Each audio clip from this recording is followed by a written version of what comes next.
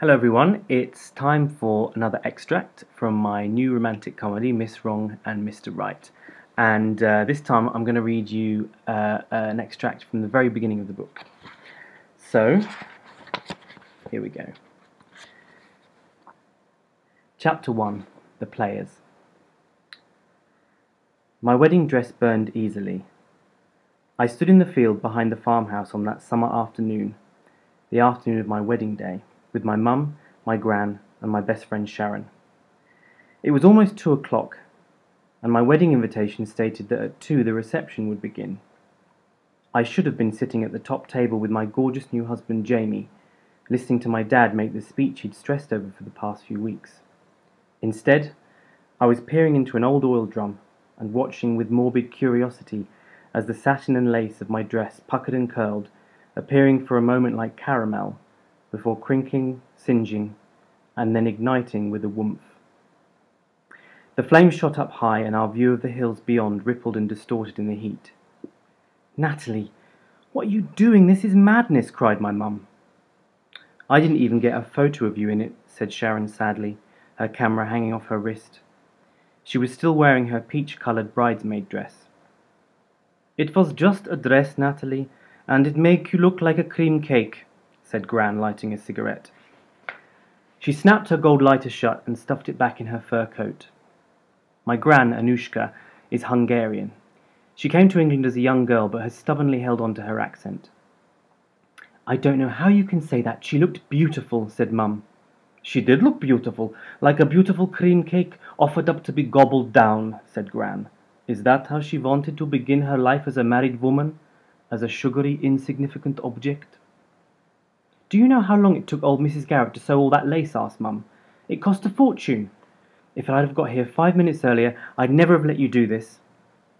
The breeze changed direction, blowing a toxic plume of smoke at us. We coughed and flapped for a moment. "Natalie didn't want to get married," snapped Gran, "and I paid for the dress." "It doesn't mean you can burn it. I would have liked to have kept it," said Mum. "Yes, only to remind the poor girl you think she should have gone through with it," said Gran. There was a fizzing popping noise as the flames worked their way down to the fake pearls on the bodice. I didn't say anything. I was still numb with shock. Mum went on. "What were you thinking, Natalie? You walked down the aisle on your father's arm in front of half the village, and 2 minutes later you run back up it out of the church." "I thought you had a tummy upset, Nat," said Sharon. "How will I show my face in the village? And poor Jamie, that handsome, lovely boy," cried Mum.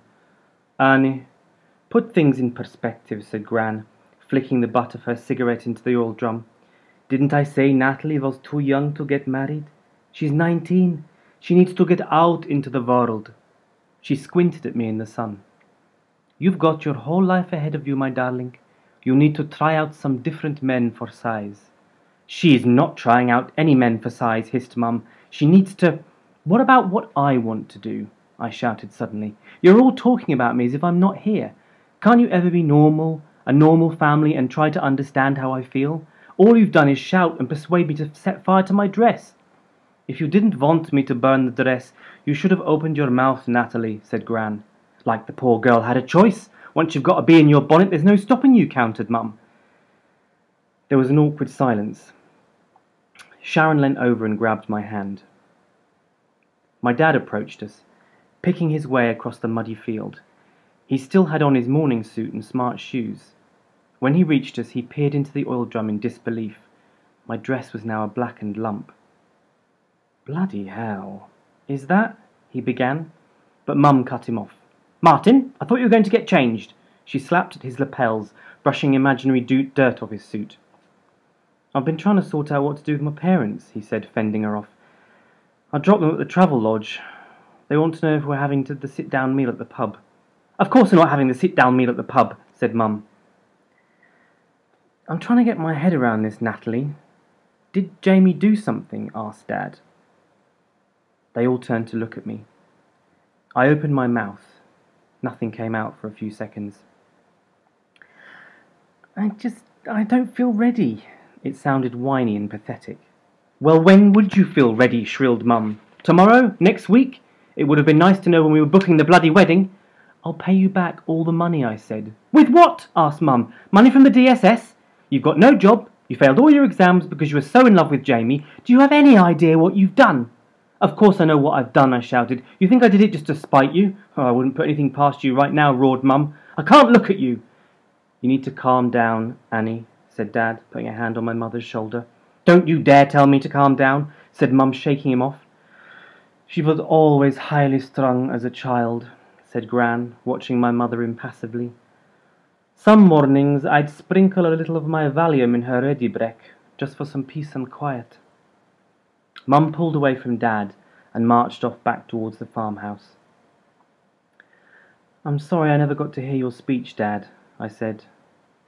He took one look at the charred dress, shook his head, and followed. Tears began to stream silently down my face.